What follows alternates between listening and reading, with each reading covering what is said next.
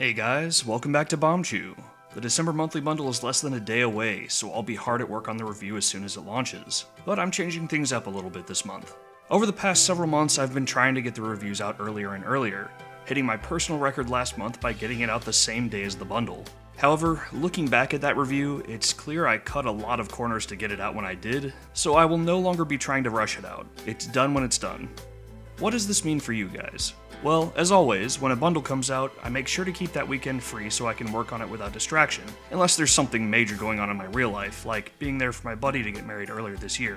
In general, you can probably expect the reviews out the day after the bundle comes out. However, if I come up with a goofy idea for something I want to film, or I really want to explore deeper into a certain game, I might take some extra time and end up putting the review out 2 days later. I've also decided to stop streaming the bundle each month. It was a lot of fun talking to you guys and reading your jokes while I was playing, but there were two major problems. First, it was making the process more time-consuming. I was frequently losing footage for one or more games and having to go back and record again. Additionally, my internet connection is unstable and tends to blip out at different times on any given day, and it was happening quite a bit during my streams. I'm open to bringing them back someday, but I need to get a bit better at it, and I need a more stable connection, which I probably won't have for some time. That said, I don't want to leave you guys with nothing leading into the bundle launch, so I decided to release a portion of the review early, covering the early unlock games. This is my first time doing this, and I'd love to hear your feedback on it. Anyways, let's get to the sneak peek. Today, I'll be covering Way of the Passive Fist and H1Z1.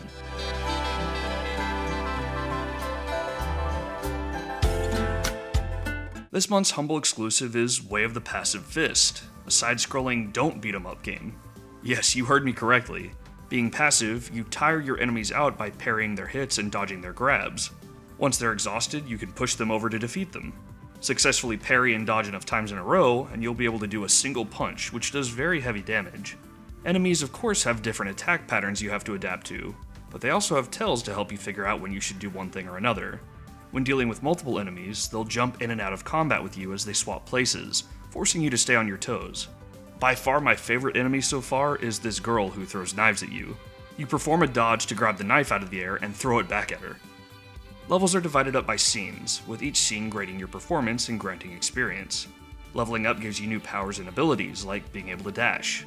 When I started, I was skeptical about how well a beat-em-up would work without the beating people up part, but it actually works surprisingly well.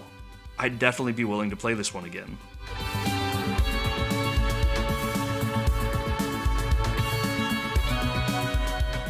Game 5 is H1Z1, and oddly enough, I have to explain what I mean by that.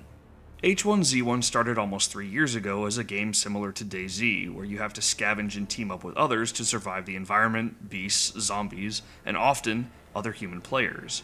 This ended up becoming H1Z1 Just Survive, and another game spun off from it called H1Z1 King of the Kill, a battle royale game with matches of up to 150 people, where there can only be one survivor. This removed the zombies and beasts and focused on player versus player combat. Eventually, these games both dropped parts of their titles, and the original H1Z1 is now only called Just Survive, with King of the Kill now only being called H1Z1. A bit confusing to say the least. Oh yeah, and they're still both in early access. If you've played or watched someone play PlayerUnknown's Battlegrounds, you'll generally know what to expect. Everyone parachutes down to a large map filled with buildings containing guns, ammo, and medical supplies. You'll have to race to grab supplies while fighting off anyone who might have landed near you. To keep the game moving forward, a circle is designated as a safe zone, and toxic gas slowly creeps towards that circle over time, making the circle smaller and smaller and forcing players to get closer to each other as time passes. The longer you last, the more points you get. I had an almost full match for my first one with 147 people. I could not find a single soul until there were 12 people left, and my experience fighting him was underwhelming. I shot him a few times, he hid, I hid, nothing happened for a while. I got bored, ran in with my shotgun, and thought I wasn't being shot because there was no feedback at all from the game that I was taking damage, and I died in 12th place, getting tons of points for doing nothing at all. Playing just made me want to play PUBG. Despite also being in early access, PUBG is a much more polished game. Also, no crouch? For real? I can only go prone? Rocket League was placed in a Humble monthly bundle shortly after it launched, and considering it's a similarly huge indie hit, it seems like Humble should have gone with the better Battle Royale game here and picked PUBG. As it stands, H1Z1 is a cheap competitor. If you're desperate for some Battle Royale and don't have the cash to throw down, I guess this might scratch an itch for you, but even then, Fortnite Battle Royale is free. I'll pass on this one.